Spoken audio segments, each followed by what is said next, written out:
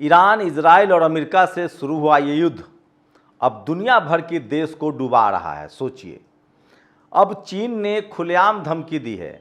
चीन के एक प्रवक्ता ने यहाँ तक कह दिया कि हमने एक ऐसा, हमारे पास मिसाइल है जो दुनिया के किसी भी कोने में 20 मिनट में पहुँच सकता है, और उस सब में एटम बम लगे हुए हैं, एटम वॉरहेड है, न्यूक्लियर वॉरहेड है।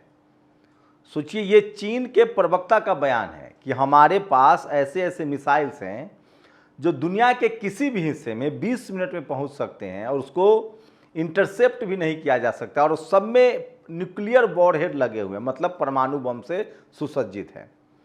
दरअसल बैरिकेडिंग के बहाने अमेरिका ने फारस की खाड़ी को घेर रखा है और जो भी शिप ईरान की तरफ से आता है उसको लौटा दिया है। चीन के 2 बड़े शिप को भी लौटाया गया है, जिसके बाद चीन आपे से बाहर हो गया है। चीन ने कहा है कि दुनिया के किसी देश को इस बात की छूट नहीं है कि कोई देश बाहर आकर चीन के खिलाफ उसके संबंधों को तोड़े।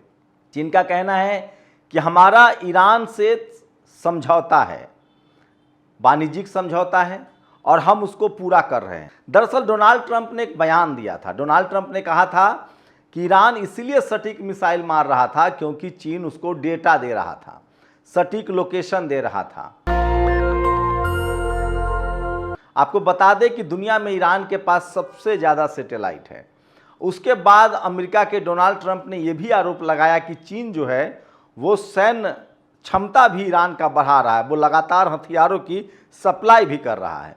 इसके बाद चीन आपे से बाहर हो गया। सोचिए, डोनाल्ड ट्रंप इससे पहले भी चीन जाने वाले थे, लेकिन अब वो कह रहे हैं कि मैं मई में चीन जाऊंगा और मेरा दोस्त शी जिनपिंग जो है वो मेरा पलक मतलब इंतज़ार कर रहा है, बेसब्री से इंतज़ार कर रहा है।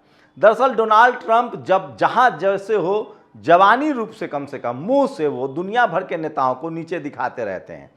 आपको याद होगा डोनाल्ड ट्रंप ने भारत के बारे में भी क्या क्या कहा था।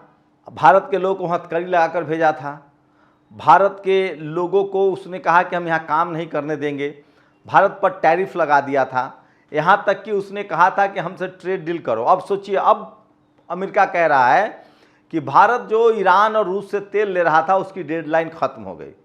सवाल पैदा होता है कि आखिर अमेरिका तय करता है कि भारत किससे तेल खरीदेगा और किससे तेल नहीं खरीदेगा, और ये दुनिया भर के देशों के साथ वो कर रहा है। वो कह रहा है कि हम तय करेंगे कि कौन फारिस की खाड़ी से जाएगा नहीं जाएगा, जबकि वो अमेरिकी क्षेत्र भी नहीं है, अमेरिका का अलग है, वो इंटरनेशनल रूट है।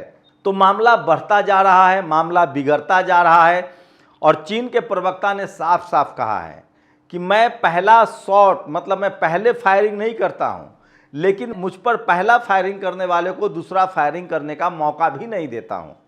तो ये बड़ी धमकी चीन की तरफ से आई है अमेरिका के लिए, और डोनाल्ड ट्रंप के सिट्टी पिट्टी गुम है। सोचिए, डोनाल्ड ट्रंप पिछले 28 फरवरी से, या जब से वो कार्यकाल उनका आया है, राष्ट्रपति दोबारा बना है, वो सिर्फ जुमलेबाजी करता है, धमकीबाजी करता है। वो पहले कह रहा था हम ग्रीनलैंड पर कब्जा कर लेंगे, यूरोप के देश इसलिए जमा हो गए, वो नहीं कराया।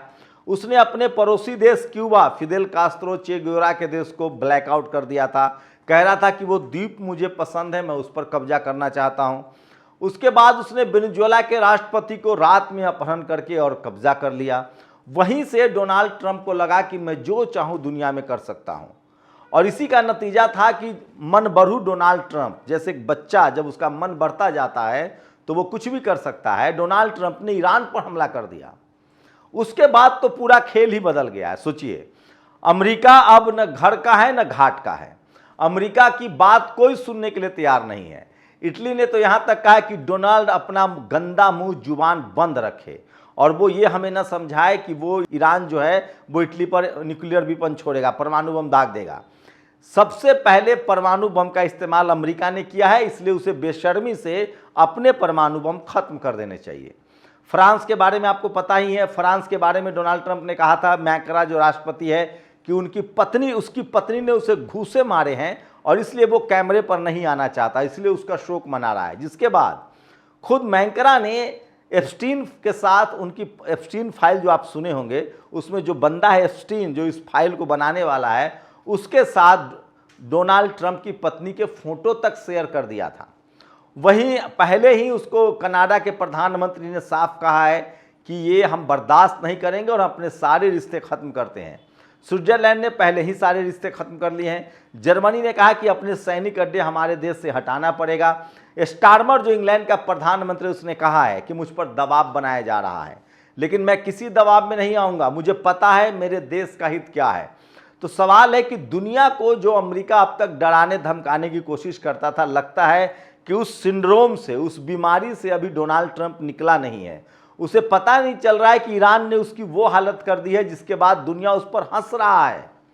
दुनिया का कोई भी देश उस पर भरोसा नहीं कर रहा है। सोचिए, दुनिया हंस रहा है, लेकिन डोनाल्ड ट्रंप बेशर्मी की सारी हदें पार करता जा रहा है और वो रोज नए दुश्मन बनाता जा रहा है। आज के डेट में अमेरिका के साथ सिर्फ इजराइल खड़ा है, और इजराइल भी क्या खड़ा है, इजराइल की मजबूरी है, वो खुद खत्म होता जा रहा है।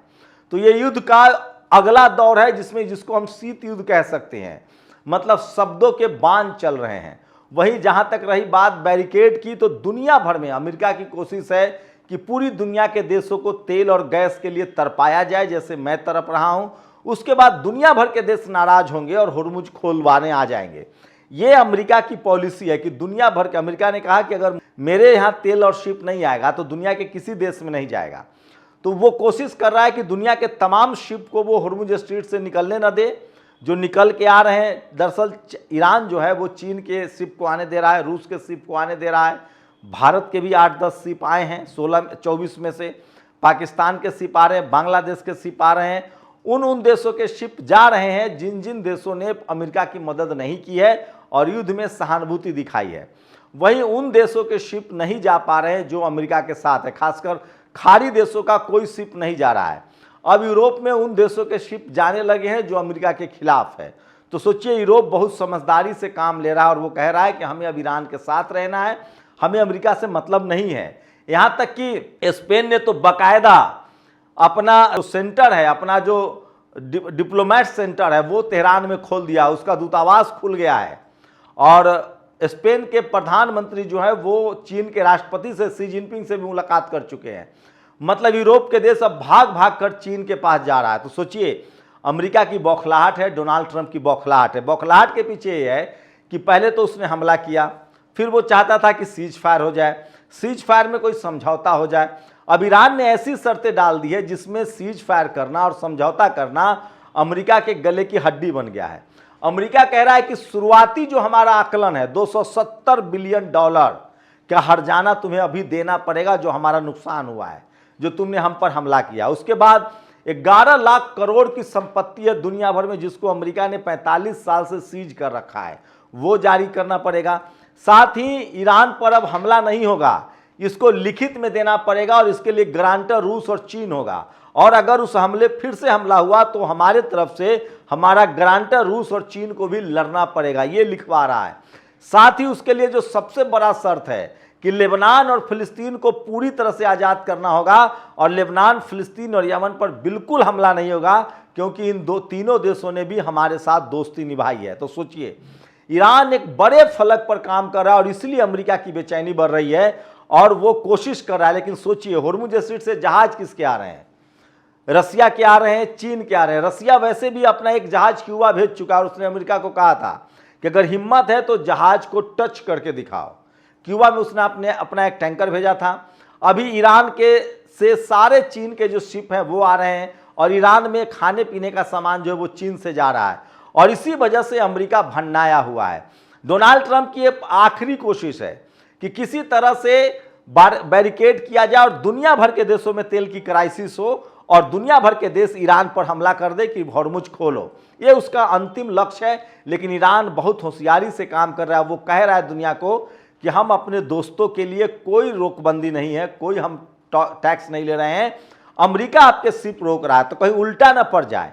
ईरान के 2 शिप को रोका गया है, ईरान के तरफ से आने वाले चीन ने कह दिया है कि हमारे पास न्यूक्लियर वेपन का जखीरा है, हमारे जो मिसाइल्स हैं वो दुनिया के किसी भी कोने में 20 मिनट में पहुंच सकते हैं और उसमें न्यूक्लियर वारहेड है, मतलब वो एटम बम लेकर पहुंचेंगे। तो अमेरिका को सीधे सीधे धमकी दी है कि संभल जाओ और हमारे मामले में तो टांग मत अड़ाओ।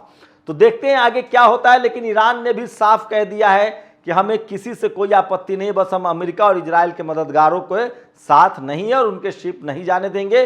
और अगर हमारा हर्जाना नहीं दिया गया तो अमेरिकन शिप को हम डुबा देंगे। 100 से ज़्यादा शिप जो है अमेरिकन उस तरफ फंसा हुआ है। वहीं खाड़ी देश भी धीरे धीरे ही सही लेकिन ईरान की तरफ बढ़ रहे हैं। चाहे पहले जॉर्डन ने कहा था, फिर कतर ने कहा था, अब सऊदी अरेबिया ने कहा है, तुर्की भी अब इजराइल के खिलाफ है। तो इजराइल अब पूरे खेल से खत्म हो गया है और अमेरिका कह रहा है कि इजराइल और लेबनान बात करेगा, लेबनान कह रहा है कि हमें कुछ बात ही नहीं करना है, कोई समझौता नहीं होगा। इजराइल को वो तमाम ज़मीनें छोड़नी पड़ेगी जो उसने फ़िलिस्तीन में और लेबनान में कब्जा किया है। तो इजराइल की अपनी मुश्किलें हैं, वो रेस से बाहर हो गया है।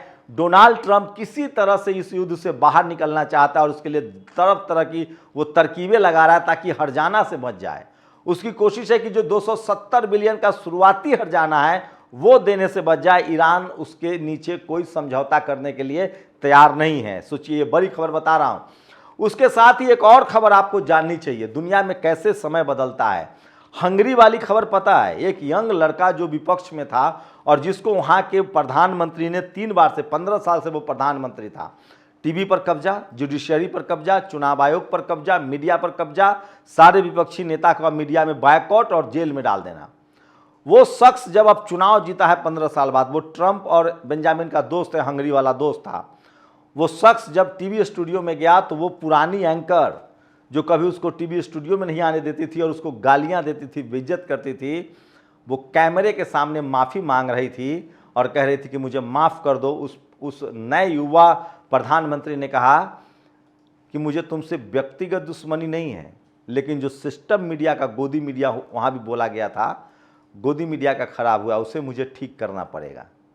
सोचिएगा जरूर। शुक्रिया। दस्तक की आपसे गुजारिश है कि अगर इसको बचाना चाहते हैं तो नेशनल दस्तक को सब्सक्राइब करने के लिए रेड कलर के सब्सक्राइब बटन को दबाएं, फिर बेल आइकन की घंटी दबाएं। नेशनल दस्तक को बचाने के लिए बहुत ज़रूरी है कि हर खबर को शेयर करें, लाइक करें, कमेंट जरूर करें।